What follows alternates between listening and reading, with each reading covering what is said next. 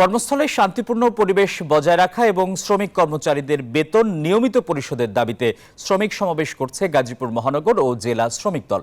সমাবেশে বক্তব্য রাখবেন বিএনপি মহাসচিব মির্জা ফখরুল ইসলাম আলমগীর। সেখানে আছেন সহকর্মী হাসান ওয়ালি। আমরা সরাসরি যুক্ত হচ্ছি ওয়ালির সঙ্গে। ওয়ালি, সমাবেশ কখন শুরু হবে? বিএনপি মহাসচিব সমাবেশ স্থলে পৌঁছেছেন কিনা?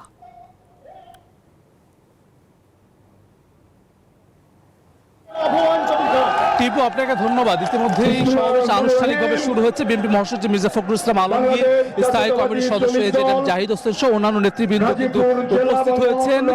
কোনাবাড়ি ডিগ্রি কলেজ মাঠে কিন্তু আমরা দেখছি কানায় কানায় পরিপূর্ণ হয়েছে শ্রমিক জনতায়। এটি মূলত শ্রমিক সমাবেশ। গাজীপুর মহানগর জেলা শ্রমিক দলের আয়োজনের সমাবেশটি হচ্ছে।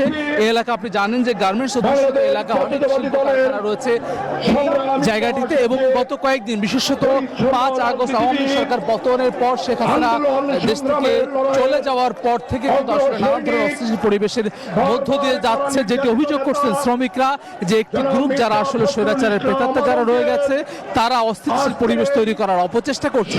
তাদের সেই অপচেষ্টা রুখে দেওয়ার জন্য কিন্তু আসলে আজকে এই সমাবেশের আয়োজন করেছে শ্রমিক দল। এটি কিন্তু আমাদেরকে জানিয়েছেন, যেখানে আসলে শ্রমিক নেতারা রয়েছেন, বিএনপি কেন্দ্রীয় নেতারা রয়েছেন, বিএনপি মহাসচিব রয়েছেন, যে আগামী দিনে বাংলাদেশে বিনির্মাণে শ্রমিকদের যে ভূমিকা রয়েছে এবং শিল্প কারখানা যাতে করে বাংলাদেশে কোনো ধরনের অসুবিধার মধ্যে না পড়ে এবং বিশ্বের বুকে বাংলাদেশ যেভাবে মাথা উঁচু করে দাঁড়িয়ে রয়েছে সেটি যাতে করে অব্যাহত থাকে এবং আগামী দিনে যাতে করে আরো অগ্রগামী হয় এই শিল্প খাত, সেই নির্দেশনা আসলে মূলত আজকের এই সমাবেশের মধ্য দিয়ে দিবেন। এবং শ্রমিকরা কিন্তু আসলে সেই বক্তব্য, সেই নির্দেশনা শোনার অপেক্ষাতে রয়েছেন। টিপু,